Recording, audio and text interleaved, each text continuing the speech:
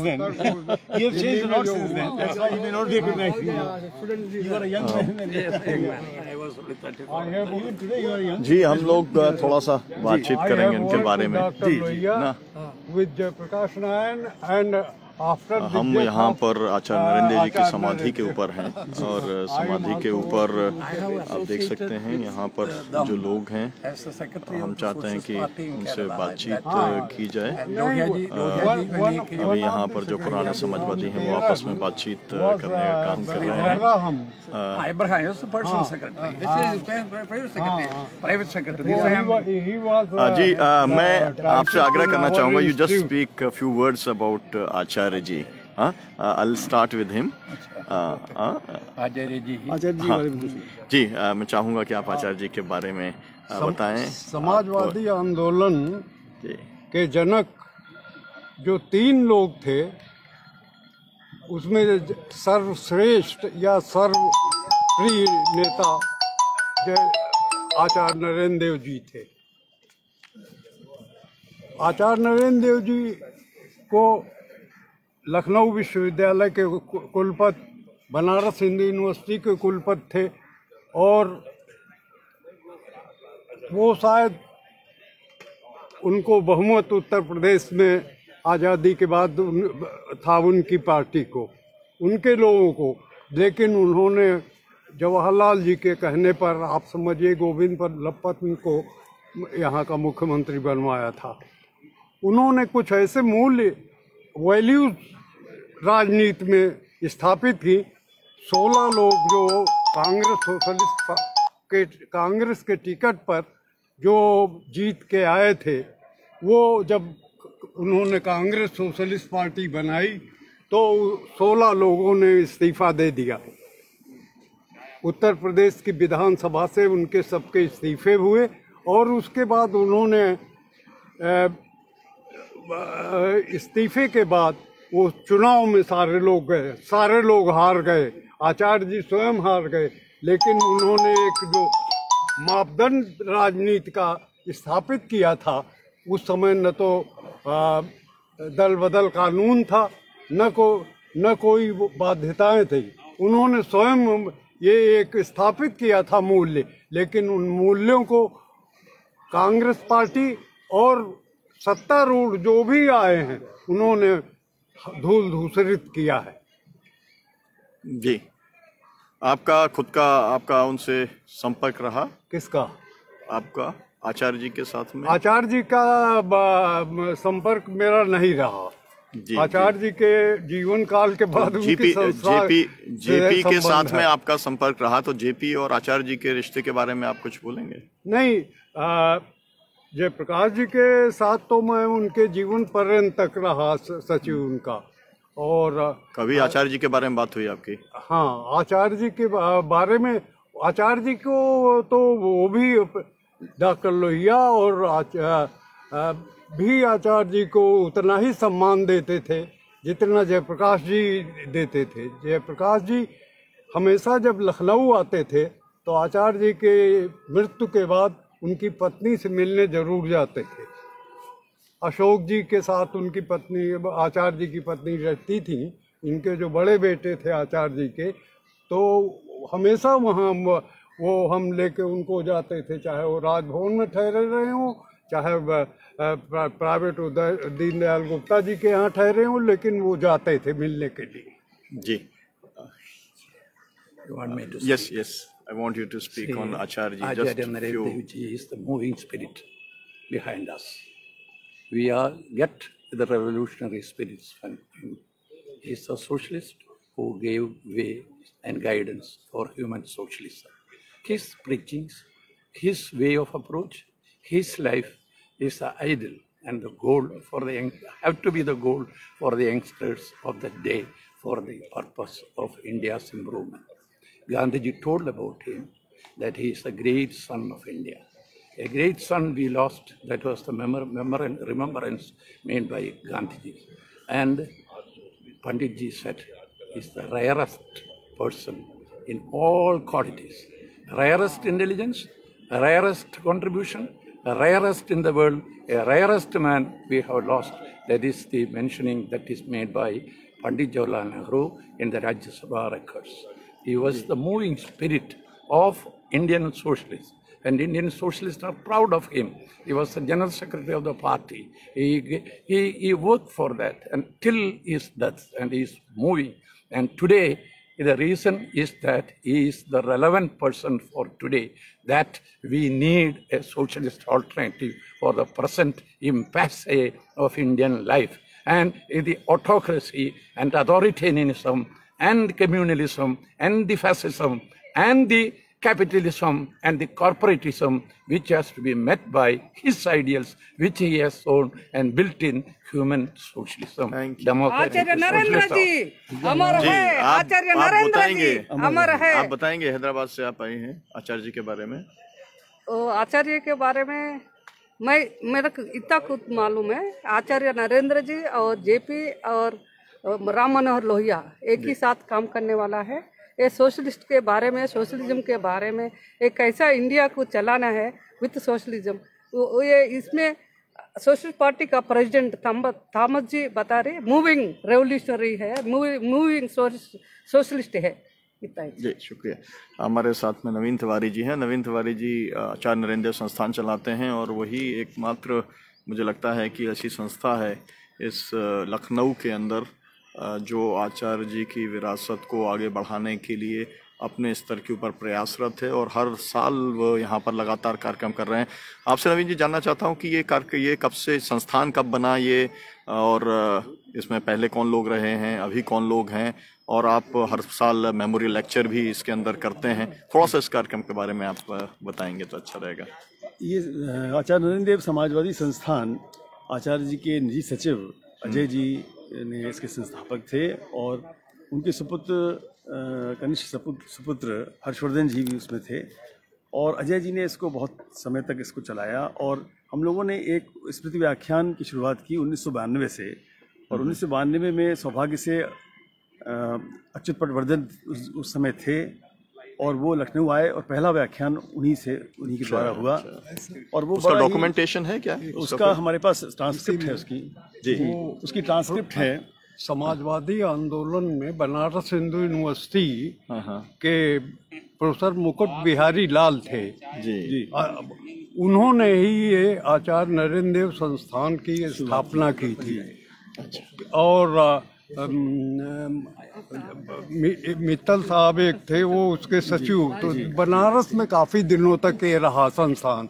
उसके बाद फिर आप समझिए अजय जी जो थे आचार्य जी के सचिव, वो लखनऊ ले आए उसको, और तब से आप समझिए जब से लखनऊ में आया हर साल 2 फंक्शन हम लोग करते हैं। एक तो उनके जन्मदिन पर 31 अक्टूबर हाँ हम लोग उनका एक व्याख्यान माला का कार्यक्रम रखते हैं, और दूसरा आप समझिए कि पुष्पांजलि का सम्मान जो 19 फरवरी को आप समझिए उनके मृत्यु निर्वाण दिवस पर करते हैं। अभी कौन कौन से लोग संभाल रहे हैं इसको? आप अभी संस्थान के सुरेंद्र विक्रम सिंह जी उसके अध्यक्ष हैं। अच्छा। और हमारे विनोद शंकर चौबे जी उसके सचिव हैं, मैं उसका संयुक्त सचिव हूँ। और प्रयास रहता है हमारा कि हम देश में कहीं से भी किसी वरिष्ठ समाजवादी को, विचारक को, चिंतक को या राजनेता को बुलाएं और उनके विचार सुने, और आचार्य जी के विचारों, आचार्य जी की स्मृति को हम लोग जागृत रखें। यही हमारा विचार, यही हमारा। इसका कोई पब्लिकेशन भी है? पब्लिकेशन हम लोगों ने शुरू में किए हैं और अजय जी के समय हुए हैं। अभी हम कुछ किताबें उपलब्ध हैं जी, उनको हम दोबारा से पब्लिश करेंगे क्योंकि अब लगभग वो समाप्त हो चुकी हैं किताबें, कुछ ही प्रतियां रह गई हैं और बहुत आज के संदर्भ में भी वो बहुत रेलिवेंट हैं, बहुत ही उनकी उपयोगिता है। राष्ट्रवाद और समाजवाद जो है विशेष तौर पर उसको हम लोग दोबारा बौद्ध का और बाकी पब्लिकेशंस उनके दिल्ली से हुए हैं, वो सब हैं, उनके कंप्लीट वर्क्स हैं हिंदी में अंग्रेजी में दोनों में। और ये प्रयास रहता है हमारा कि आचार्य जी जैसे लोग, चूँकि आज की जो पीढ़ी है वो उसको ये विश्वास भी नहीं हो सकता कि ऐसे भी लोग कभी हुए होंगे, ऐसे भी महानुभाव कभी हुए होंगे। उनके जैसे मनीषी, उनके जैसे पारदर्शी और उनके जैसे निश्चल व्यक्तित्व के लोग राजनीति में हमको आज कहीं दिखाई नहीं पड़ते। राजनीति में क्या, किसी भी क्षेत्र में उस तरह के सिद्धांत में जीने वाले लोग हमको नहीं दिखते। आचार्य जी के बहुत से पक्ष हैं, समाजवाद तो और लोकतांत्रिक समाजवाद के तो पुरोधा थे ही वो, लेकिन मैं उनके एक दूसरे पक्ष के बारे में ये कहना चाहता हूँ जिसकी बहुत ज़रूरत है आज।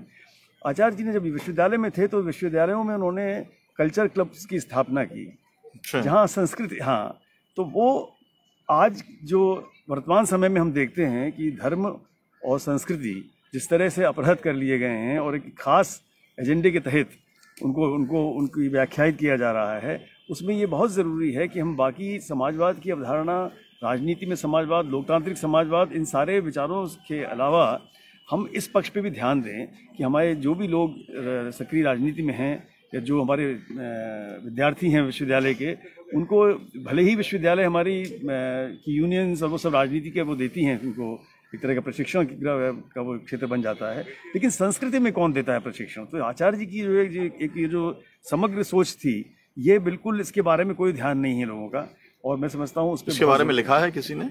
आचार्य जी ने स्वयं लिखा है उसके बारे में, और आचार्य जी के समय में ये थे, उसके बाद धीरे धीरे सब समाप्त हो गई संस्थाएं।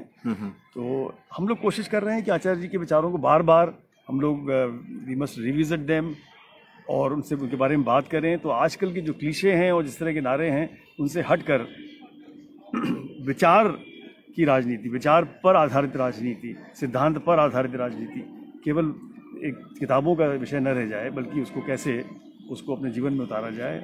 यहाँ पर क्या कारण है कि यहाँ पर जैसे अखिलेश यादव जी सोशलिस्ट जो है समाजवादी पार्टी के राष्ट्रीय अध्यक्ष आए, सोशलिस्ट पार्टी इंडिया के थम्पन थॉमस जी आए, उनकी राष्ट्रीय कार्यकारिणी के या प्रमुख पदाधिकारी उनके आए, और क्या जो कांग्रेस के लोग हैं वो यहाँ पर नहीं आते हैं नियमित तौर पे? क्योंकि मूल तौर पे तो कांग्रेस के ही लीडर ये सब लोग जो थे, कांग्रेस सोशलिस्ट पार्टी जो थी वो तो जो है कांग्रेस के अंदर ही थी। कांग्रेस के लोग भी पहले आते रहे हैं, बराबर रहे हैं जी, लेकिन अब धीरे धीरे कांग्रेस में भी और सब पार्टियों में उस तरह के लोगों की जो विचार की राजनीति करते हैं, जिनके कुछ सिद्धांत रहे या जो कुछ सोचते हैं, सोचने समझने वाले लोग हैं, वो धीरे धीरे वो लुप्त प्राय ही हो गए हैं। आप देखते हैं कि अब यहाँ पर जैसे जिस समय आचार्य जी का यहाँ निधन हुआ और यहाँ पर जब उनका संस्कार हो रहा था, तो हमारे वरिष्ठ समाजवादी सगीर साहब थे, वो उस समय मौजूद थे यहाँ, और वो कह रहे थे कि मैंने इतना बड़ा जन सैलाब नहीं देखा कभी किसी की मृत्यु पर।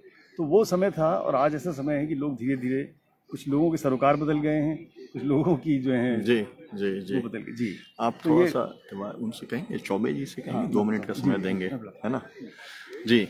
Myself, Jayashekhar Nair, Vice President of Socialist Party. I am also Secretary of the Narendra Dev Foundation, Trivandrum. Okay. We have published a book in Malayalam about Acharya Narendra Dev. That is written by famous Malayalam poet Professor G. Kumarapilla. That is the life history of Narendra Dev. Every year we are doing some seminars. Today it starts in Trivandrum, Acharya Narendra Dev seminar for 7 days. 7 days? Different subjects. 7 days seminar? Yeah, 7 days evening, only 2 hours in the evening. We are continuously every year? Every year. Last in time Trivandrum? Trivandrum. Last time it was conducted in the Gandhi Bhavan. Today it is at Kovalam. That is a beach resort area. And because he is the father of Indian socialism. And we want to propagate his idea, which was Gandhiji called him as a jewel. And we want to propagate the Narendra Dev's ideology along with the Dr. Raman Manohar and JP.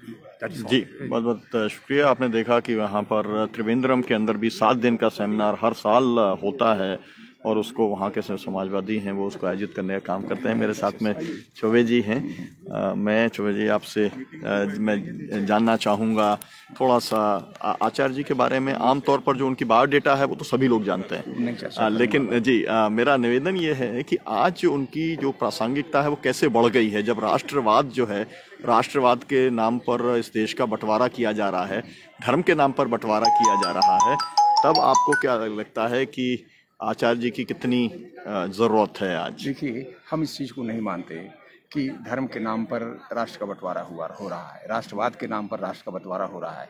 आचार्य जी ने तो राष्ट्रीयता और समाजवाद में ही यह स्पष्ट किया था, और जो उन्हें आरंभ से जीवन उन्होंने जो व्यतीत किया, आप उसको सनातन धर्मी प्रारंभिक जीवन था, उसके बाद आप परवर्ती जीवन में उन्होंने 20-22 वर्षों तक आकर्षित हुए, और वास्तव में सही आकर्षित हुए थे मार्क्स के विचारों पर, डेमोक्रेटिक सोशलिज्म के विचारों पर वो आकर्षित हुए थे। और सबसे बड़ी बात ये है कि 1933 और 34 में आचार्य जी ने बौद्ध धर्म का गहन अध्ययन किया था, और आज तक भी जो उनकी पुस्तक है बौद्ध धर्म दर्शन की समकक्ष कोई पुस्तक नहीं आई। मैं इतिहास का, प्राचीन इतिहास का विद्यार्थी रहा हूँ, तो आचार्य जी इसको मानते थे कि नहीं, वो नास्तिकता का खंडन किया है उन्होंने, बौद्ध ने। और साथ ही साथ वे भारतीय संस्कृति के थे, बौद्ध और जैन धर्म भारतीय संस्कृति, भारतीय परंपरा के। हमको अपने इतिहास, अपनी संस्कृति को ध्यान में रखना चाहिए, तभी हम नए समाज के निर्माण में उसका बुद्धिपूर्वक उपयोग कर सकते हैं। सनातनो नित्य नूतना, सनातन जो है नित्य नूतन है। अगर सनातन नहीं कर पा रहा है समस्या का समाधान, तो वो सनातन नहीं रह गया। तो आचार्य जी ने मैत्री का, करुणा का और देश की कठिनाई का जो कि रास्ता सुझाया, वो हमारी सहभागिता है, सहयोग है, सहकारिता है, और आपस में गला काट प्रतिबद्धता, जो प्रतिद्वंदिता है वो नहीं है। तो इस तरह शांतिपूर्वक अगर तरीके से हम चलें, तो आचार्य जी का निष्कर्ष यही है, सहभागिता, सहयोग, आपस में गला काट प्रतियोगिता नहीं होनी चाहिए, और एक साथ हम सबको देश को शांति के पथ पर लेते चले। वो तो गांधी के प्रबल अनुयायी थे आचार्य, सत्य में, अहिंसा में विश्वास करते थे। आप प्रोफेसर वशिष्ठ थे। अच्छा, सर, प्रोफेसर वशिष्ठ हमारे उच्च शिक्षा विभाग में हेड डिपार्टमेंट थे, और विभाग आपका बहुत हमें आप ही के साथ हम लोग आप ही के सहयोग से विश्वविद्यालय में ही हम लोग ये कार्यक्रम पहले करते थे। जी तो आपसे भी आप जी उससे साहब जो है, थोड़ा सा आज आचार्य जी की जयंती है, उसके अवसर पर आप क्या कहेंगे, युवाओं से आप क्या अपील करेंगे? मैं ये चाहता हूँ कि क्योंकि आप प्रोफेसर हैं, छात्र छात्राओं के बीच में आप देखिए जी, आचार्य नरेंद्र देव एक विलक्षण व्यक्तित्व के धनी थे। गांधी जी से गांधीवाद विरासत में लेकर मैं उनका सबसे बड़ा योगदान यह मानता हूं कि समाजवाद, मार्क्स और बुद्ध के अध्ययन के बाद समाजवाद में हिंसा को छोड़कर अहिंसा युक्त समाजवाद एक उनकी सबसे बड़ी देन थी। दूसरा, बुद्ध, मार्क्स के बाद, बुद्ध और बुद्ध दर्शन के बाद जो उनका सबसे बड़ा योगदान है वो यह है उनके व्यक्तित्व में भी, कृतित्व में भी, सोच में भी, चिंतन में भी, दृष्टिकोण में भी, मॉरलिटी, नैतिकता। समाजवाद अपने आप में अपूर्ण है यदि नैतिकता का आधार नहीं लेगा।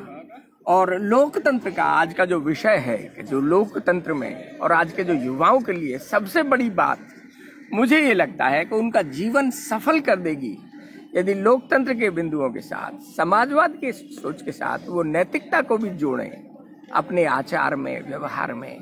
तो मुझे लगता है ये आचार्य नरेंद्र देव की उनके दर्शन की सबसे बड़ी उपादेयता आज की युवा पीढ़ी के लिए होगी। धन्यवाद। बहुत बहुत शुक्रिया। शर्मा जी से हाँ, राजनाथ जी को तो लीजिए भाई, हमारे समाजवादी। जी राजनाथ जी, आप गांधी जी को लेकर के बहुत काम करते हैं, डॉक्टर लोहिया को लेकर आपका काम जो है वो देश नहीं पूरा विश्व विख्यात है। आचार्य जी को लेकर के आप क्या कहेंगे नई पीढ़ी से? देखिए, आचार्य जी के बारे में कोई मेरी बहुत जानकारी नहीं है, लेकिन जो है तो वो ये है कि जब सुभाष बाबू का कांग्रेस में चुनाव हो रहा था तो डॉक्टर लोहिया ने महात्मा गांधी से कहा था कि सुभाष बाबू चुनाव हार रहे हैं, बिना आचार्य जी से बातचीत किए आपको जो मार्क्सवादी शामिल हुए हैं, सोशलिस्ट लोग, वो सुभाष बाबू के पक्ष में है। तो गांधी जी ने उनकी तरफ इस तरह इशारा किया कि वो एक कांग्रेस एक उनकी मुट्ठी का संगठन है और वो जीतेंगे। तो उन्होंने कहा कि नहीं, वो तो इस तरह खुली हुई संस्था है। डॉक्टर लोहिया ने उनको बताया और उसका परिणाम ये हुआ कि इन्होंने बातचीत नहीं की और चुनाव सुभाष बाबू हार गए, इसलिए कि सुभाष बाबू जीत गए इसलिए कि जो कांग्रेस सोशलिस्ट पार्टी के लोग थे वो सब के सब सुभाष बाबू के साथ थे। आप ये कहीं डॉक्यूमेंटेड है जो बात आपने बोली? इसका कोई दस्तावेज तो होगा ही कहीं ना कहीं, हमको कैसे पता चला? दस्तावेज में आपने किसी पढ़ा हुआ है? हाँ जी जी जी जी। और दूसरी चीज ये थी कि डॉक्टर साहब का आचार्य जी से व्यक्तिगत तौर से उनका इसलिए बहुत सम्मान था कि उस समय पूरे दुनिया में मार्क्सवाद का जो सबसे कठिन अध्ययन किया वो आचार्य जी ने किया। और आचार्य जी को जो मार्क्सवाद, और आचार्य जी जैसे विश्वविद्यालय के यहाँ कुलपति हुए तो वो एक छात्रावास में गए देखने, तो कॉमन रूम में लड़के रह रहे थे, तो उन्होंने फौरन अपने जो उनका आवास था, कुलपति का आवास जो था, उसमें कमरे खाली कर दिए कि आप लोग इसमें रहिए। तो ये जो एक वो था। और अभी हमने उसमें देखा है, आज की उसमें चंचल जी ने एक भेजा है कि जब आचार्य जी BHU के कुलपति थे तो जवाहरलाल जी यूनियन का उद्घाटन करने आए थे, तो उस समय पंत जी यहाँ चीफ मिनिस्टर थे।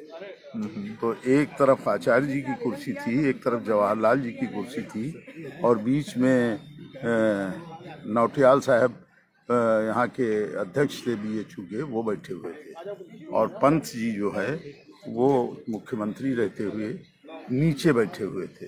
तो राजनीति का जो स्तर गिरता जा रहा है कि अभी आपको भावी मुख्यमंत्री पद के उम्मीदवार दिखाई पड़े होंगे जी, तो इनके लिए क्या संघर्ष किया जाए, इनसे जो भी हो जाए मुख्यमंत्री इस देश में, जो आम जनता से दूर जा रहा है उससे क्या मतलब है इस देश की के संघर्ष। कैडर है नहीं देखिए किसी के पास, ये अलग बातें हैं। हम लोग अभी आचार्य जी की बात हम लोग आचार्य जी जो है वो एक कैडर बेस्ड पॉलिटिक्स उस टाइम कर रहे थे। हम कोई अलग नहीं कह रहे हैं, देखिए उस टाइम कैडर बेस्ड पॉलिटिक्स हो रही थी, और आज जब कैडर ही नहीं है तो आप किसके लिए वैचारिक राजनीति करने जा रहे हैं। जी जी। हमारे साथ में भी त्रिपाठी जी हैं। आप जानते हैं रामदत्त त्रिपाठी जी जो है वो जो है सभी हमारे साथी उनसे अच्छे ढंग से परिचित हैं, विश्वविख्यात पत्रकार भी हैं, मीडिया स्वराज जो है उस ग्रुप के वो चेयरमैन हैं। मैं आपसे जानना चाहूँगा, आप यहाँ पर आए हैं, ये यहाँ पर मैंने समाजवादियों को देखा, सोशलिस्ट पार्टी के कुछ पुराने लोग हैं उनको यहाँ पर देखा, यहाँ पर मुझे कांग्रेसी दिखलाई नहीं पड़े, और कोई जो राष्ट्रवादी हैं आज करके राष्ट्रवादी हैं वो भी दिखलाई नहीं पड़े। और जो है आज पूरे देश में मैं देख रहा हूँ कि सरदार पटेल के इश्तिहार छपे हैं। मैं दोनों की कोई तुलना नहीं करना चाहता, लेकिन ये लखनऊ जो है, ये लखनऊ की तो यूनिवर्सिटी के वो जो है चांसलर रहे, वाइस चांसलर यहाँ पर रहे, BHU के चांसलर रहे। इसके बाद भी जो एक राज्य सरकार की जो जिम्मेदारी है उस तौर पे कुछ यहाँ पे दिखलाई नहीं पड़ता। इसके क्या कारण आप मानते हैं? देखिए, एक तो महापुरुषों का भी बंटवारा हो गया है एक तरह से।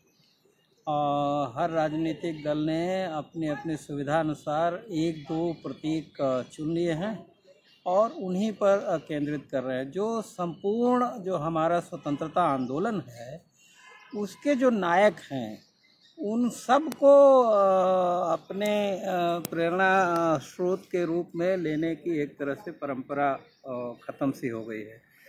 दूसरी बात यह है कि एक बहुत बड़ा डिस्कनेक्ट आ गया है इस समय जो मुख्य राजनीतिक धारा है उसमें और बुद्धिजीवियों के बीच में, या जो थोड़ा सा इंटेलेक्चुअल या अपने को पढ़े लिखे समझते हैं। और आचार्य नरेंद्र देव मैं समझता हूँ कि एक लिंक थे जो शुद्ध इलेक्टोरल पॉलिटिक्स करने वालों के बीच में और जो एकेडमिक लोग थे उनके बीच के एक सेतु थे, एक कह सकते हैं। और मुझे लगता है कहीं न कहीं जो आपने प्रश्न किया कि भाई समाजवादी लोग नज़र नहीं आ रहे हैं, कांग्रेस के लोग नज़र नहीं आ रहे हैं, तो अगर लुक बैक करें तो मुझे लगता है कि आज़ादी के बाद नहीं, समाजवादी तो ये अभी अखिलेश जी आए थे वो ठीक है, और जो है यहाँ पर जो है सोशलिस्ट पार्टी के जितने मतलब समाजवादी तो यहाँ पे दिखलाई पड़े, लेकिन जो है लेकिन मैं एक दूसरी बात कर रहा हूँ कि देखिए जो आज़ादी के बाद जैसे आज़ादी के लिए सब लोग एकजुट रहे एक छतरी में गांधी जी के उसमें, तो दुर्भाग्य से गांधी जी के न रहने पर एक बड़ा वो हुआ और शायद कांग्रेस लीडरशिप की भी कही थी कि वो सरकार चलाने के उसमें सब लोग जुट गए, तो वो सब लोग एकजुट नहीं रह पाए। और ये जो गैर कांग्रेसवाद का नारा रहा कि सब अलग से, समाजवादी भी अलग हुए और लोग भी अलग हुए, तो मुझे लगता है कि इस पर भी एक सोचने की ज़रूरत है कि जो सोचने वाले लोग हैं, रेडिकल लोग हैं, थिंकिंग वाले लोग हैं, जिनके मन में विचार है, ज़रूरी नहीं है कि वो बहुत अच्छे लोकप्रिय चुनावी नेता भी हों। देखिए आचार्य नरेंद्र देव जी सब कुछ के बावजूद अयोध्या से ही अपने गृहनगर से चुनाव हार गए थे।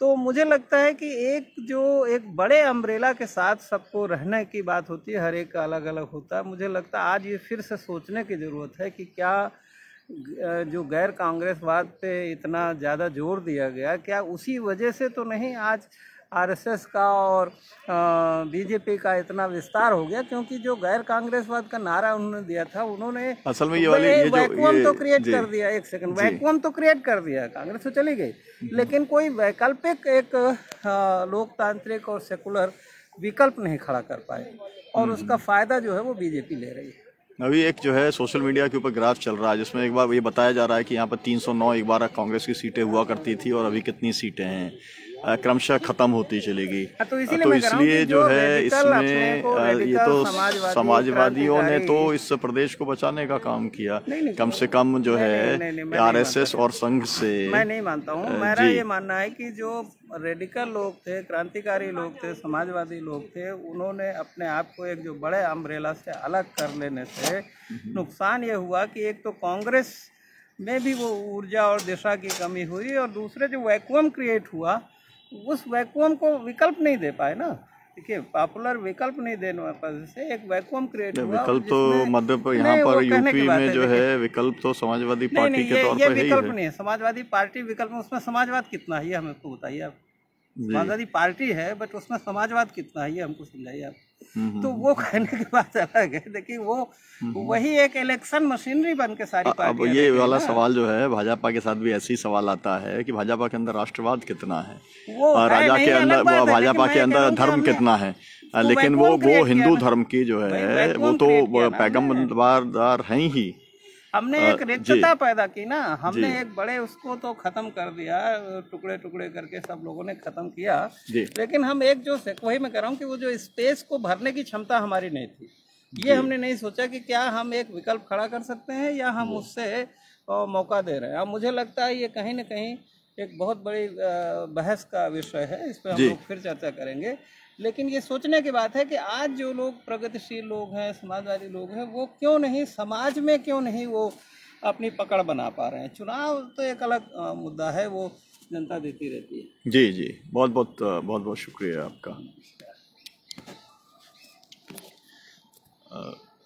मैं यहाँ पर आशा नरेंद्र जी के समाधि स्थल के ऊपर हूँ। आपने देखा ये पूरी चर्चा हुई, यहाँ पर बहुत विद्वानों से हमने बात की, अलग अलग मुद्दे आपकी नज़र में आए, आपकी जानकारी के अंदर आए। तो मैं बस इतना ही कहना चाहता हूँ कि जो है आचार्य Narendra Dev ji rarest of rare politician रहे, जिन्होंने चुनावी राजनीति भी की, लेकिन मूल्य आधारित राजनीति उन्होंने की, और उन्होंने बौद्ध दर्शन को जितना समझा, मुझे लगता है कि उसे समझने की ज़रूरत है, और आखिरी तक उन्होंने मार्क्सवादी विचार को नहीं छोड़ा। मार्क्सवाद के साथ में वो गांधीवाद और जो है बुद्ध, तो ये एक ऐसी समग्र विचारधारा है जिसको लेकर के आगे बढ़ने की ज़रूरत है। आज के दिन हमको यही संकल्प लेना चाहिए कि हम आचार्य जी को पढ़ेंगे, जानेंगे, समझेंगे, अपने जीवन के अंदर आत्मसात करने का काम करेंगे। बहुत बहुत शुक्रिया आपका।